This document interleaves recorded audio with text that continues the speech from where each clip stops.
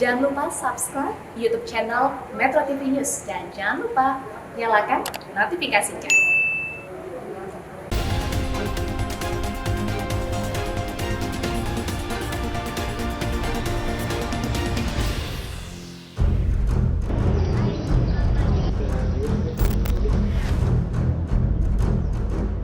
Mau nggak sih Bu kalau misalnya direlokasi? Nggak mau. Saya mau.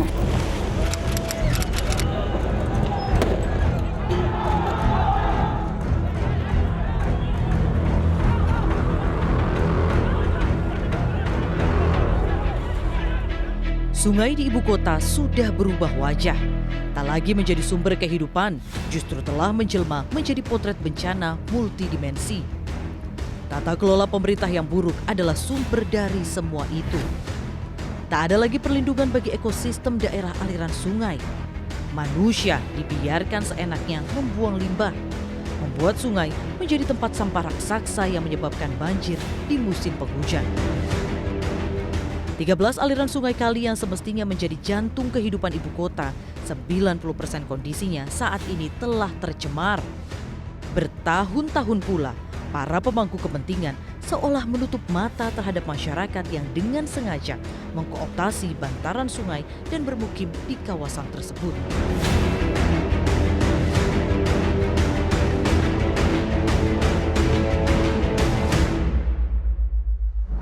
Kondisi ini semakin menambah persoalan baru, mulai dari kemiskinan, kesehatan, hingga kriminalitas. Padahal tegas diatur dalam aturan tentang garis sepadan sungai, tidak boleh ada permukiman di kiri kanan sungai dalam jarak tertentu. Nyatanya, hal itu diabaikan. Kisah membenahi aliran sungai di ibu kota beserta bantarannya sejatinya pernah menggema beberapa waktu silam. Kala itu, sejumlah bantaran sungai dilebarkan, dikeruk, dan orang-orang di tepinya dipindahkan ke tempat yang lebih layak. Namun sayang, upaya tersebut tak bertahan lama. Hampir tidak terdengar gaungnya, terbentur syahwat politik penentu kebijakan di Jakarta. Ironisnya, hanya karena perbedaan terminologi soal definisi normalisasi dan naturalisasi, upaya memperbaiki infrastruktur sungai di DKI justru kini terhenti. Mengapa persoalan menata sungai di Jakarta menjadi begitu rumit? Benarkah pemerintah daerah setempat gengsi dalam membenahi sungai di kawasan ini? Atau ada faktor lain yang menghambat proses ini? Inilah di Jurnalis. Cerita Kali, Jakarta.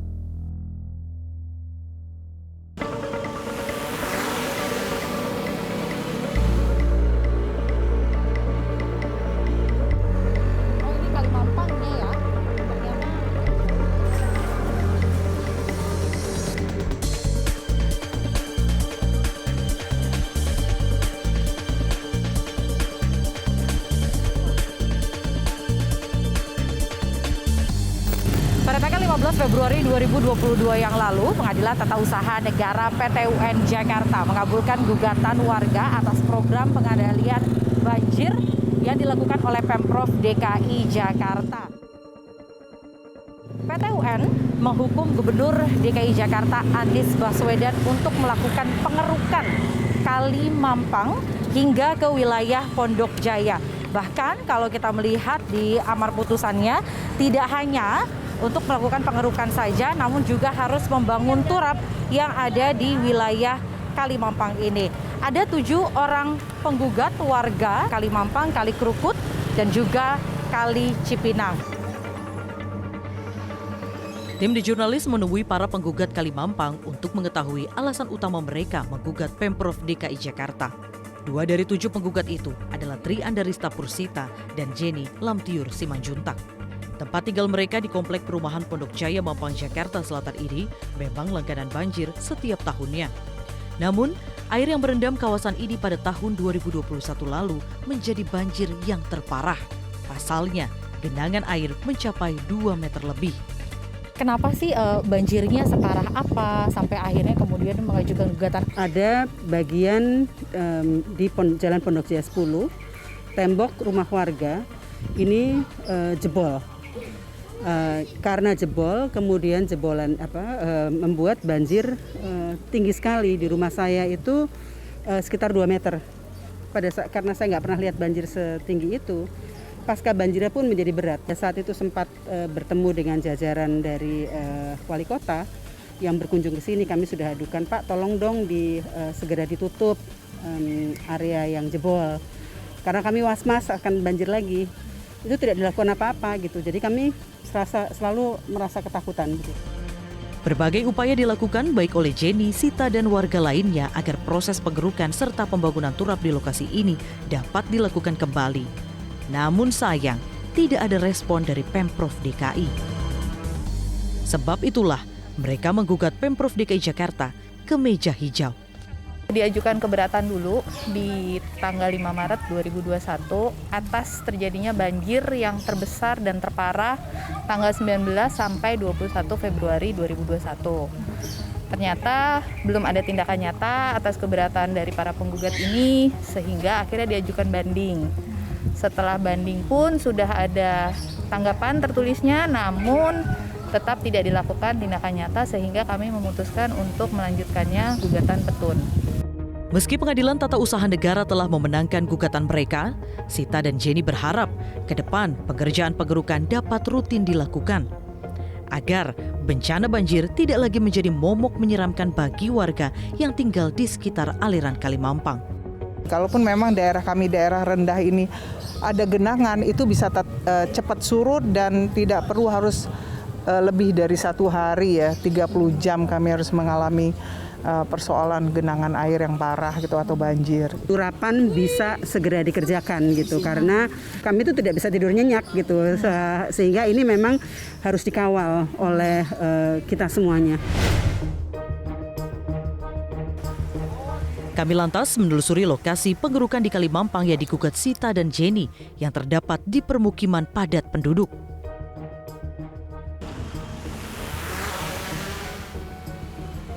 Kali Mampang merupakan sungai yang mengalir dari Depok, Jawa Barat, melintasi wilayah Jagakarsa dan berakhir di kawasan Kuningan Barat, Jakarta Selatan. Sejauh mata memandang, bantaran yang semestinya bersih dari bangunan apapun justru penuh sesak dengan area permukiman warga.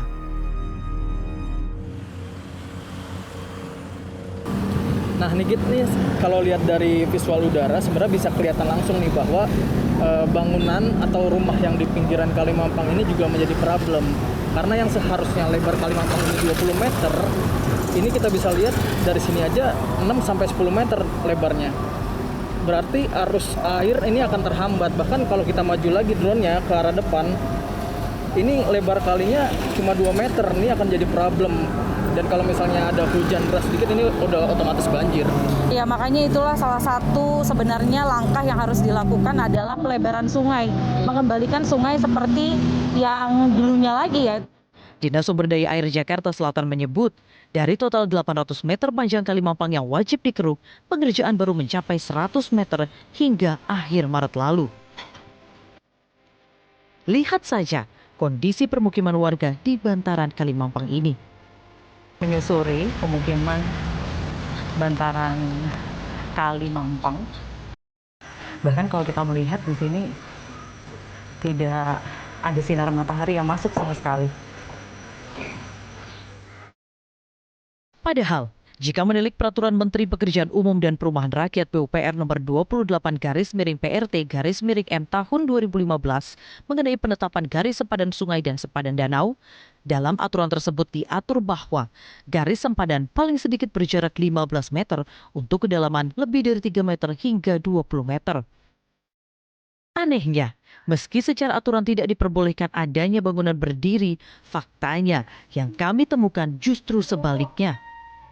Bahkan, jumlah bangunan rumah yang berdiri di sepadan sungai ini justru memiliki sertifikat hak milik tanah. Udah berapa lama Bu tinggal di sini? Udah berapa? Umur aku 45 tahun. Oh, jadi dari lahir tinggal di sini sebelumnya sebenarnya banjir terus di sini Bu? Rasa banjir Ya kalau hujan gede banjir, kalau hujan deras tinggi. Mau nggak sih Bu kalau misalnya di relokasi? Nggak mau. Nggak mau? Iya. Kenapa? Ya udah betah aja tinggal di sini, nggak kenapa-kenapa. Jadi Ibu di sini rumahnya ada sertifikat? Rumah ya surat-surat tanah. Oh, surat-surat tanah. Kalau di pinggirannya kayaknya nggak sertifikat sih, ada surat tanah sih. Ini sertifikat dari Kementerian ATR. Dapat. Iya, pas ngurus semua gitu ada ini. Ngurusnya ini memang sudah dapat dari sebelumnya. Bukan Ibu apa mengurus, Ibu dapat ini. Oh, ngurus sendiri. Ngurus ke Begitu pula dengan Sumartiah yang telah puluhan tahun bermukim di bantaran Kalimampang. Dokumen resmi kepemilikan rumahnya ia peroleh pada tahun 2020 silam. Meski begitu, perempuan parubaya ini bersedia jika harus direlokasi ke tempat yang lebih layak. Asalkan uang ganti rugi yang ditawarkan Pemprov DKI sesuai dengan keinginannya. Ibu berarti punya sertifikat? Ada sertifikatnya juga. Bu, tapi kalau misalnya harus ada pembebasan lahan karena kalinya ingin dilebarin, Ibu mau atau tidak? Harus direlokasi? Tapi yang penting tanahnya sesuai dibeli sama pemerintah, asal saya beli. Saya mau, cuman sesuai kita jual beli tanah.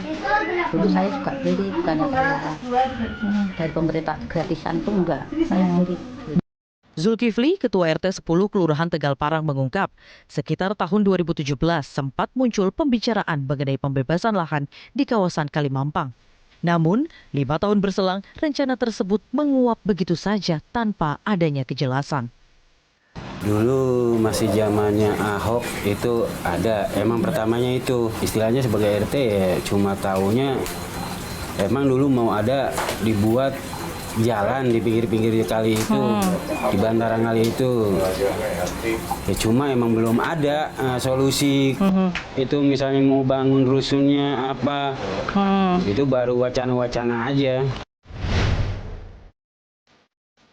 Kami lalu mengkonfirmasi sejumlah temuan kepada pihak kantor wilayah Badan Pertanahan Nasional Jakarta Selatan, yakni terkait dokumen resmi kepemilikan tanah sejumlah warga yang berdiri di atas bantaran sungai. Ini kan bentuk sertifikatnya seperti ini. Nah, maksudnya apakah ini sertifikat benar SHM yang dikeluarkan langsung dari BPN? Karena ini tertulis tahun 2020.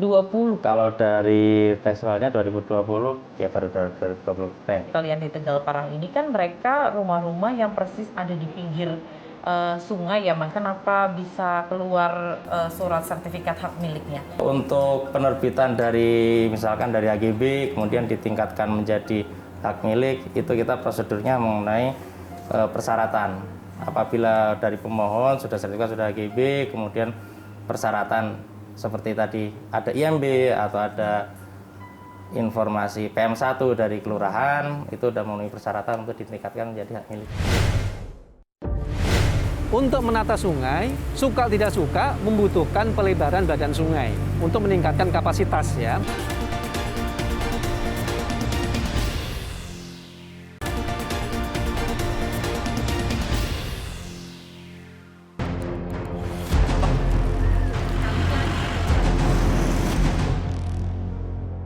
Bantaran Sungai Ciliwung di kawasan Manggarai, Jakarta Selatan menjadi salah satu potret kawasan kumuh di ibu kota Jakarta.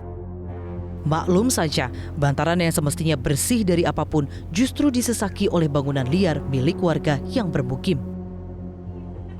Kondisi kian bertambah kumuh karena rumah tinggal di kawasan ini digunakan pula untuk mandi, mencuci, membuang sampah, limbah rumah tangga, hingga lokasi pembuangan tinja. Bisa Anda bayangkan, aktivitas seperti ini sejatinya telah berlangsung setiap hari selama bertahun-tahun lamanya.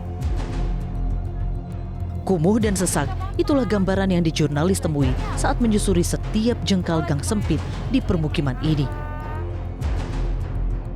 Di lokasi, kami menemui Ami, salah satu dari ratusan warga bantaran Sungai Ciliwung yang telah menetap puluhan tahun di tempat ini. Selama ini, ia menggantungkan kebutuhan air melalui aliran Sungai Ciliwung untuk keperluan mencuci, mandi, hingga buang air besar. Nyuci baju, nyuci piring, semuanya di pinggir sungai. Kenapa Bu nyucinya di pinggir sungai? Kan di sini nggak ada air nih, airnya udah air bersih dari MCK. Di sini tinggal udah berapa lama Bu? Kan 20 tahun. 20 tahun. Ibu nggak takut Bu kan airnya kotor apa segala macam? Kan itu nih digilasin, kalau buat cuci piring gilasin air bersih sedikit. Kadang mandi di sini juga? Iya. Nggak gatal-gatal Bu? Udah biasa? Udah biasa. Pernah ada nggak Bu dari pemerintah bilang mau ada relokasi di wilayah Manggarai sini? Oh belum ada? Ibu, ini kan sebenarnya kan kalau tinggal di pinggir kali ini kan nggak boleh Bu. Kalau semisal ternyata direlokasi, Ibu mau nggak? Mau dipindah ke rusun. Tapi berarti kalau di sini Ibu masih sering banjir? Sering. Banjirnya segimana? Sampai atas nih. Sejauh pengamatan kami di lapangan, sebagian besar tempat tinggal di kawasan ini tidak memiliki fasilitas kamar mandi. Namun, terdapat sebuah toilet umum yang dibangun oleh warga setempat untuk mandi, cuci kakus. Bagi warga yang menggunakan fasilitas ini, ditarik iuran sebesar Rp15.000 setiap bulannya. Sementara untuk keperluan minum dan memasak, di lokasi ini juga tersedia pasokan air bersih. Bayar berapa Bu? 15.000 sebulan. Kalau direlokasi mau? Cuma siapa yang mau. Kalau nggak punya. Oh, tapi belum ada omongan-omongan ya Bu ya? Ya nggak mau digusur, memang dia ngomong teman udah digusur. Oh udah ada omongan berarti. Ya. Ini nih air yang ini nih, ini apa sih, PAM ya? Oh, iya. Misalnya buat masak, buat apa aja macam-macam. Ini adalah lokasi mereka untuk melakukan aktivitas seperti mencuci piring maupun juga mandi. Jadi air-air dari limbah rumah tangga seperti toilet tadi itu semuanya mengalirnya langsung ke Sungai Ciliwung. Kita melihat sini ada pipa-pipa dan ini yang mengalirkan air-air limbah rumah tangga langsung ke Sungai Ciliwung ini. Bahkan kalau kita melihat memang kondisinya sampah di mana-mana karena memang banyak juga yang membuang sampah rumah tangganya langsung ke Kali Ciliwung. Sudah tak terhitung lagi berapa kali kawasan ini dilanda banjir. Namun, warga sekitar tetap tak mau beranjak dari bantaran Ciliwung.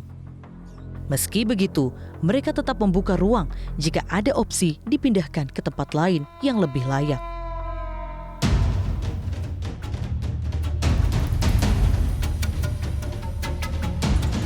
Kami menemui komunitas Ciliwung Saung Bambon untuk melakukan arung sungai. Dengan begini, kami bisa melihat lebih dekat bagaimana kondisi Sungai Ciliwung saat ini. Komunitas ini aktif bergerak dalam menyelamatkan ekologi Sungai Ciliwung yang semakin rusak parah akibat timbunan sampah hingga hunian yang menjalar di bantaran sungai. Sekitar jam 7:30 pagi, arusnya juga nggak terlalu deras. Tadi kita udah persiapan pakai life vest. Nah, kita mau arung sungai. Kita bersama siapa ini komunitas? Komunitas Saung Bambon Riverside, komunitas Ciliwung. Jadi kita mau arung sungai, kita akan lihat ini Wit, kayak yang kemarin kan kita udah sempet lihat bantaran yang di Manggarai ya. Sekarang kita mau lihat sisi lainnya di bantaran sungai Ciliwung, tapi di wilayah Kalibata dan MT Haryono ya, sepanjang itu. Jadi kita akan melihat bagaimana gambarannya, kemudian bagaimana kondisi Sungai Ciliwung saat ini.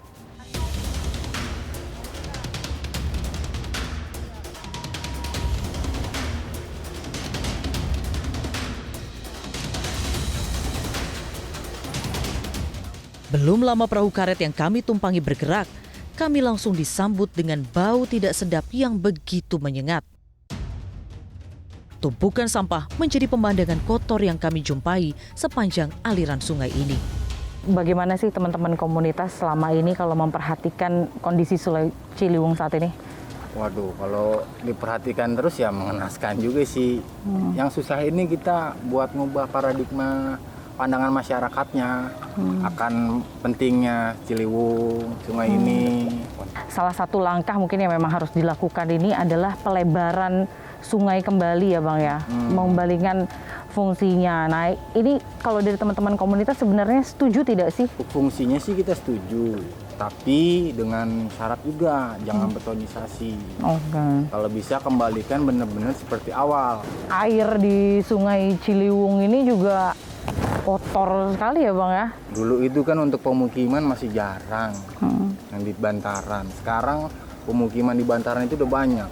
Yang sadar akan buang limbahnya itu udah berkurang. Kalau mereka aja sadar bikin spiteng atau bikin ipal untuk pengolahan limbah rumah tangga, mungkin itu akan menjadi salah satu langkah yang bagus lah untuk Sungai Ciliwung juga. Apalagi saat ini Sungai Ciliwung masuk dalam kategori tercemar berat yang memiliki dampak serius terhadap kesehatan manusia. Kadar besinya pun juga sangat tinggi di Ciliwung. Jadi memang udah air yang ada di Sungai Ciliwung ini tidak bisa dikonsumsi sama sekali ya Bang? Kalau untuk dikonsumsi sih di beberapa titik ada, tapi di wilayah atas. Kalau untuk di hilirnya pencemarannya udah sangat tinggi. Pengamat tata kota Nirwono Yoga menjelaskan ada beberapa faktor yang menyebabkan tingginya potensi banjir di ibu kota.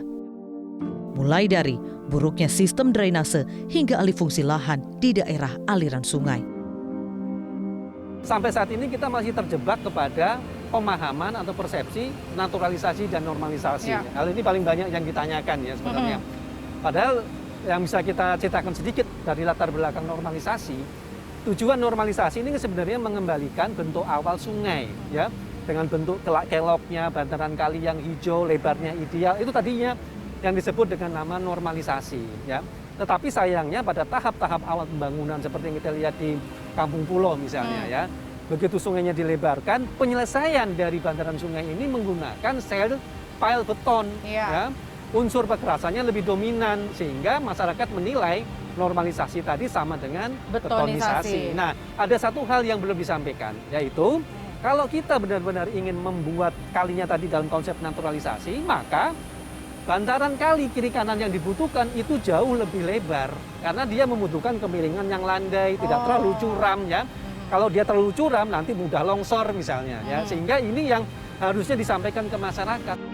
Menurut Nirwono, salah satu cara yang digunakan untuk mengendalikan banjir Jakarta adalah dengan mengembalikan fungsi kali, melebarkan badan sungai hingga merelokasi warga yang bernaung di atas bantaran. Untuk menata sungai, suka tidak suka membutuhkan pelebaran badan sungai untuk meningkatkan kapasitas ya.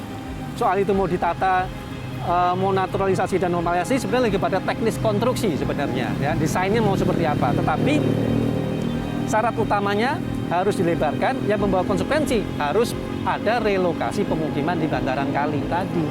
Ini yang menurut saya pil pahit ya yang harus disampaikan kepada masyarakat tetapi dengan tujuan lebih baik. Kenapa waktu itu menolak direlokasi? Ya udah ikutin aja lah program pemerintah.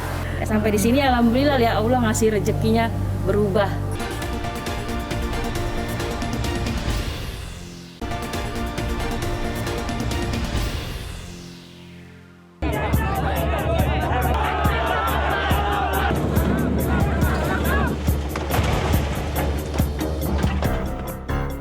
Rentetan penggusuran permukiman di atas bantaran Sungai Ciliwung mewarnai perjalanan proyek normalisasi sungai di DKI Jakarta sepanjang tahun 2013 hingga 2017 silam.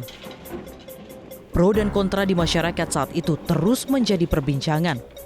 Sebab normalisasi sungai bukan hanya soal membenahi kondisi infrastruktur sungai, melainkan ada hajat hidup ribuan warga sekitar yang tinggal di bantaran harus pula mendapat perhatian. Perlahan-lahan, pemerintah daerah setempat ketika itu mulai merelokasi warga bantaran sungai ke sejumlah rusunawa. Berbagai fasilitas serta pelatihan keterampilan pun diberikan kepada warga untuk meningkatkan kualitas hidup warga bantaran.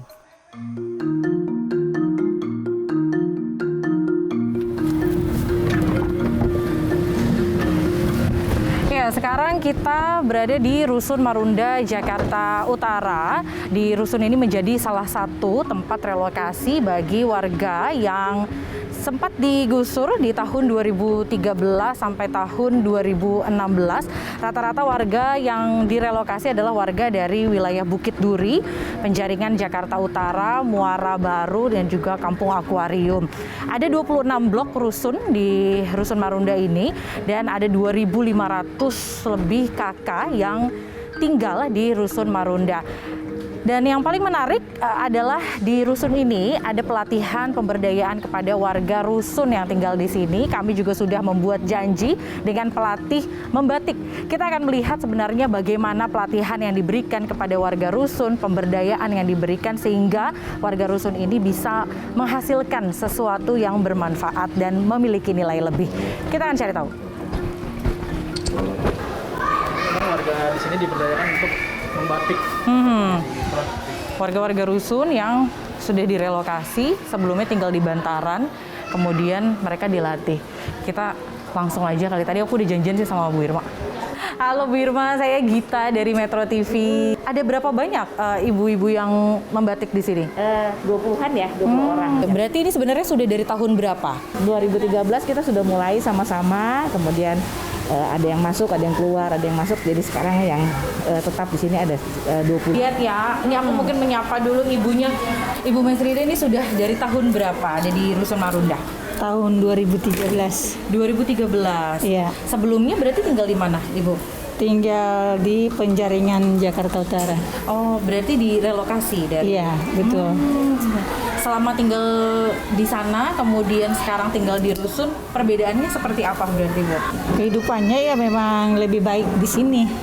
Diperdayakan, diajari sesuai dengan minat dan kemampuan kita gitu. Sebelumnya Ibu memang bisa membatik nggak? Sama sekali tidak bisa membatik. Cantingan aja saya tidak pernah melihat dan mengenalnya ya. Mesia dan sejumlah penghuni rusun eks warga Bantaran tentu tak pernah menyangka jika kualitas kehidupannya berubah drastis. Para penghuni rusun ini kini memiliki kemahiran dalam membatik. Jika dulu mereka menolak direlokasi, saat ini mereka justru sangat nyaman tinggal di Rusunawa.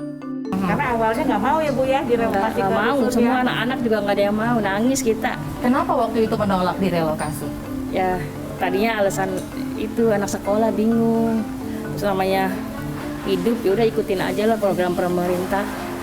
Kita kan orang bawahan ya, nurut aja. Sampai di sini alhamdulillah ya Allah ngasih rezekinya berubah. Di sini anak-anak saya juga udah pada betah. Suruh balik lagi seandainya itu nggak mau. Di Bukit Duri berarti pindah ke sini tahun berapa, Bu? Tahun 2016 digusur. Yang pelebaran sungai? Pelebaran ya sungai. Terus Ibu waktu itu memang ingin langsung pindah atau menolak seperti apa? Tadinya sih nolak sih.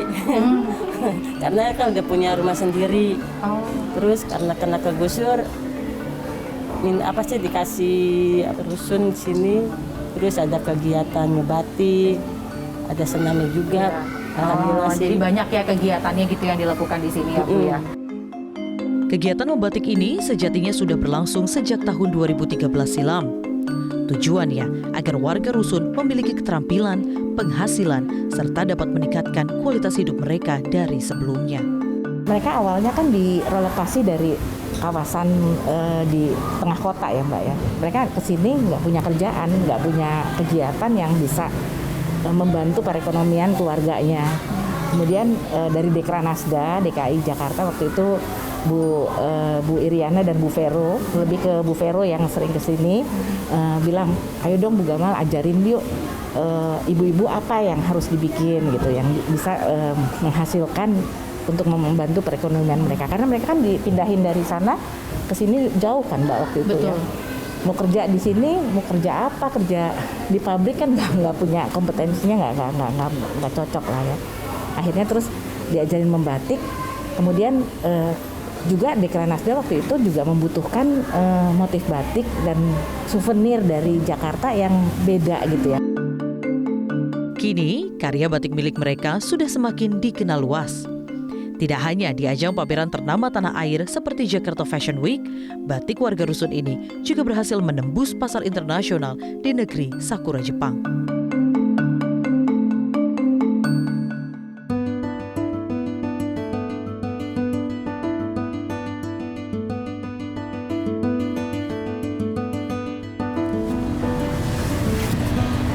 Ya, tidak hanya di Rusun Marunda Jakarta Utara, namun sekarang tim The Jurnalis berada di Rusun Rawabebek.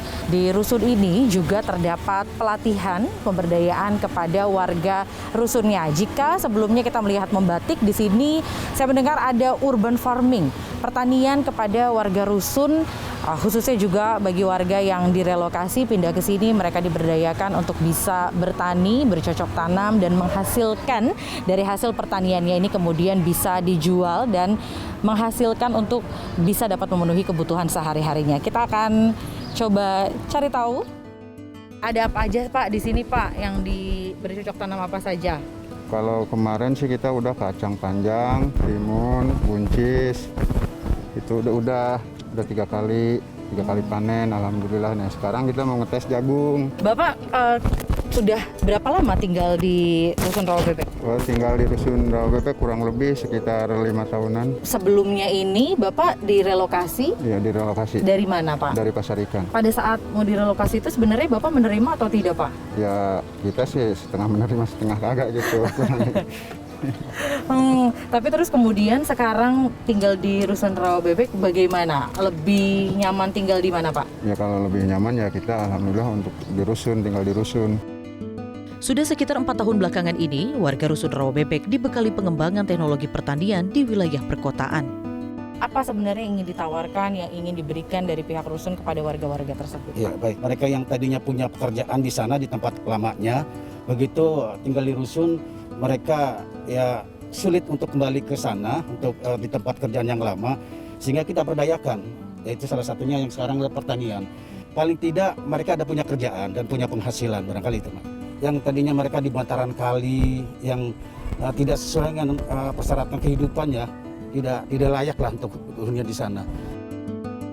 The Jurnalis juga menemui Erni, warga bantaran yang direlokasi ke Rusun Rawabebek di Jakarta Timur. Erni bersama suami serta ketiga orang anaknya mengungkap jika kualitas kehidupan keluarganya seketika meningkat dan jauh lebih baik ketimbang saat menetap di bantaran sungai. Gimana Pak, Bu, tinggal di rusun?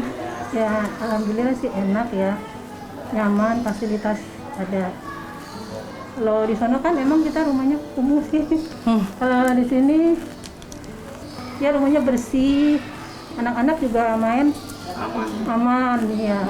Zaki, kamu gimana tinggal di sini dibanding waktu sebelumnya tinggal di Pasar Ikan ya? Enakan di mana? Semena, enakan di mana? Lebih senang tinggal di mana?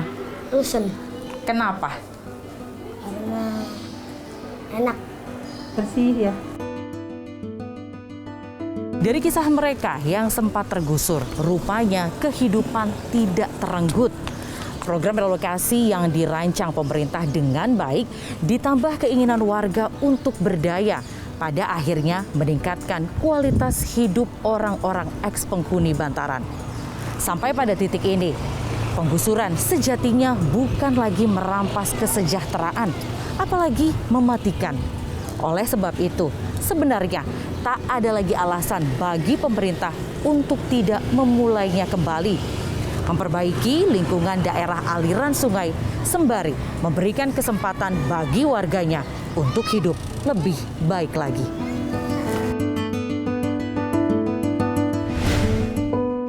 Karena kalau saya melihat ini ada kegengsian lah.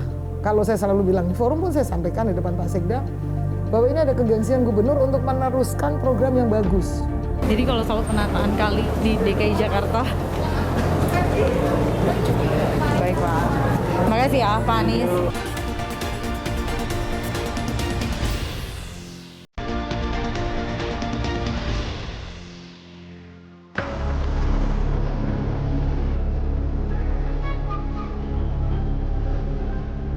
Ini adalah Sungai Ciliwung yang telah dinormalisasi pada 2016 lalu. Proyek normalisasi Ciliwung ditargetkan dikerjakan sepanjang 33 km dan telah rampung 16 km di era Basuki Cahayapurnama. Namun berganti kepemimpinan di tahun 2017, normalisasi Ciliwung mandek selama 4 tahun karena pembebasan lahan yang menjadi tanggung jawab dari Pemprov DKI Jakarta tidak dijalankan. Menjelang berakhirnya masa jabatan pada Oktober 2022 mendatang, Gubernur DKI Jakarta Anies Baswedan memutuskan untuk kembali melanjutkan proyek normalisasi Ciliwung. Namun normalisasi kali ini difokuskan kepada daerah pinggir sungai yang terdampak banjir. Jadi bukan lagi kepada panjang target yang akan dikerjakan, yakni 33 km. Dinas Sumber Daya Air Provinsi DKI Jakarta menyebut pembebasan lahan yang dilakukan oleh Pemprov DKI Jakarta berjalan di 7 kelurahan. Dengan 2 kelurahan sudah rampung dilakukan pembebasan, yakni di Cawang dan Rawajati. Sedangkan 5 kelurahan lainnya belum rampung diselesaikan. Dinas SDA menyebut kendala utama dari pembebasan lahan adalah proses administrasi. Padahal Pemprov DKI Jakarta telah meminjam dana PEN sebesar 1,1 triliun rupiah pada 2021. Namun dana tersebut tidak terserap seluruhnya hingga akhir Maret 2022, sehingga sisanya harus dikembalikan.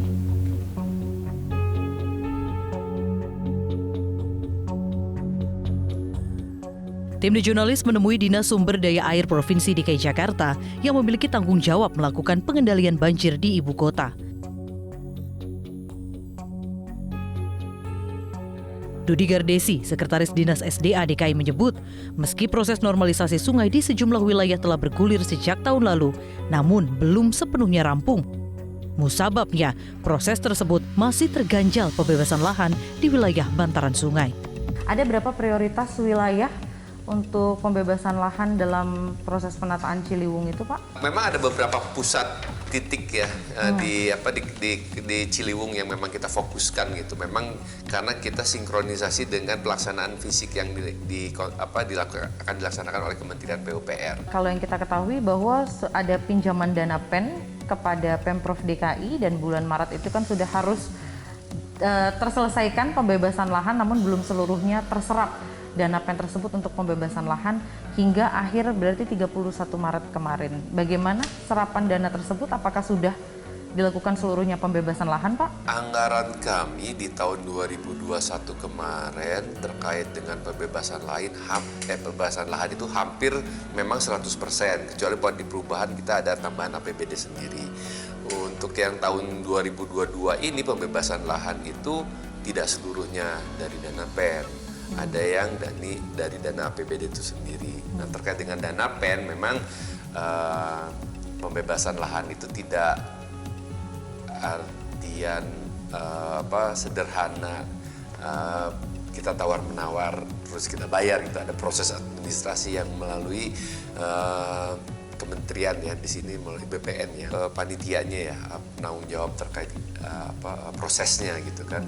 Nah, itu memang bukan kendala, memang ada prosesnya karena ada tahapan, setiap tahapan itu kan ada waktu-waktu tertentu yang harus dipenuhin sebelum masuk ke tahapan berikutnya.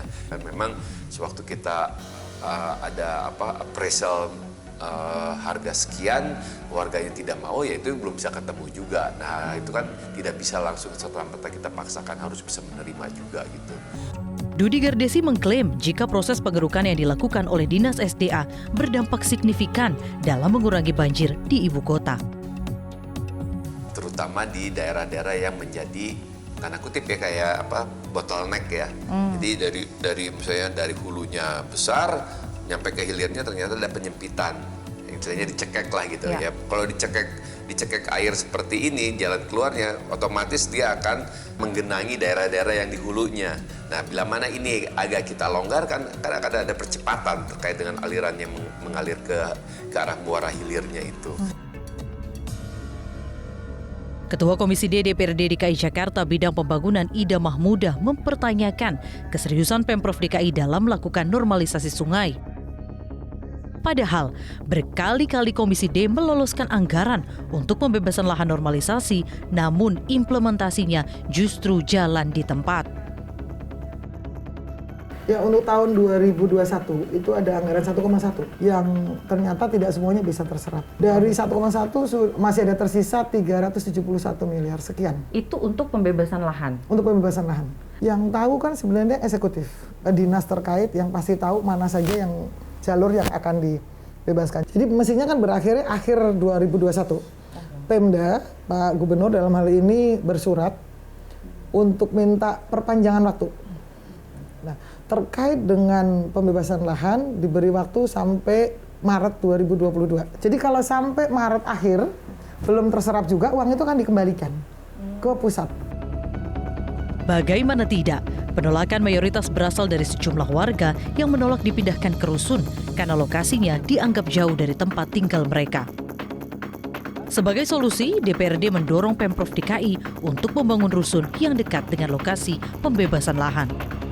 Pemprovnya setuju tidak Bu jika kemudian akan membangun rumah susun lagi untuk relokasi warga di daerah situ? Alhamdulillah kemarin rapat akhir tahun untuk tahun 2022 ada pembelian lahan untuk perumahan yang nanti 2023 akan dibangun rumah susun untuk mereka.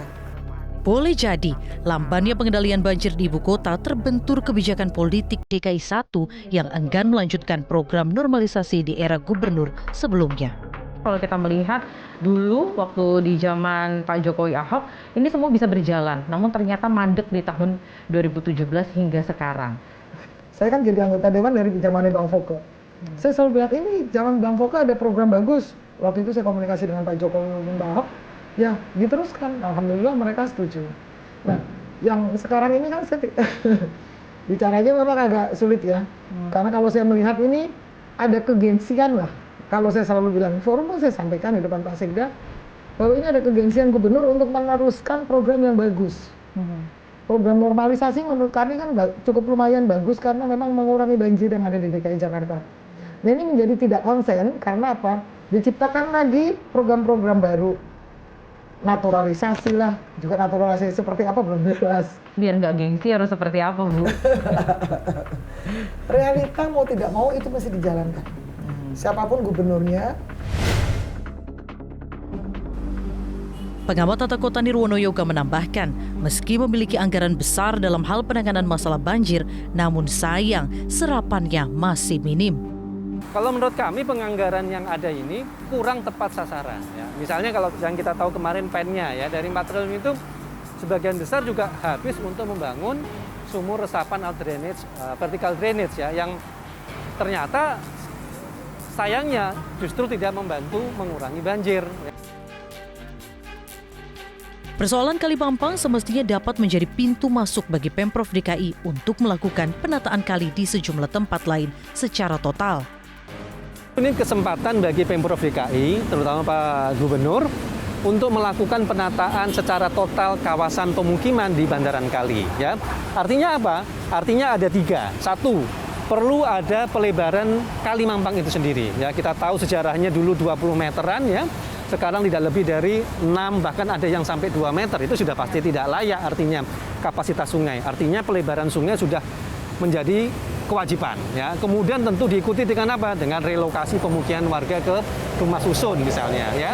Terus kemudian juga disiapkan kolam-kolam penampung di sekitar kali untuk menampung luapan air sungai tersebut.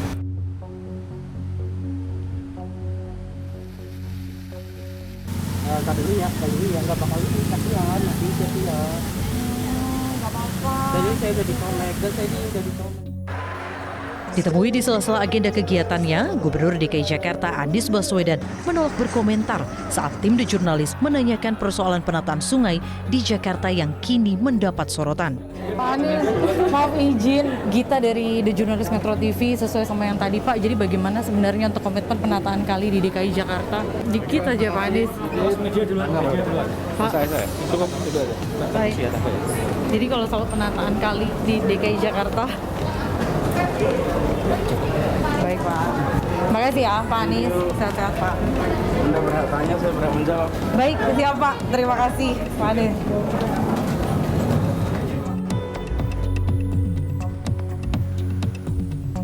Elit politik sekarang ada baiknya merenung bahwa menggusur tak melulu mematikan. Menggusur bukan pula merenggut kehidupan. Sebaliknya itu adalah momentum untuk memberikan kesempatan kedua bagi orang-orang yang pernah mengecap kehidupan kelas 2. Jangan ada lagi baku omong yang membingungkan rakyat, terjebak dalam narasi normalisasi dan naturalisasi yang justru menghambat proses penataan sungai di DKI. Semestinya pula Pemprov DKI tak perlu gengsi dan melanjutkan kebijakan yang berdampak baik bagi warga yang menetap di bantaran sungai. Karena bagaimanapun pemerintah wajib dan tidak boleh abai dalam memberikan jaminan kehidupan yang layak bagi warganya, memberikan akses kesehatan, serta akses bermain anak yang aman dan nyaman. Untuk itu, penataan kali di DKI Jakarta harus dilakukan sembari memberikan pilihan kepada warganya untuk hidup lebih baik lagi. The Jurnalis akan hadir di episode berikutnya. Metro TV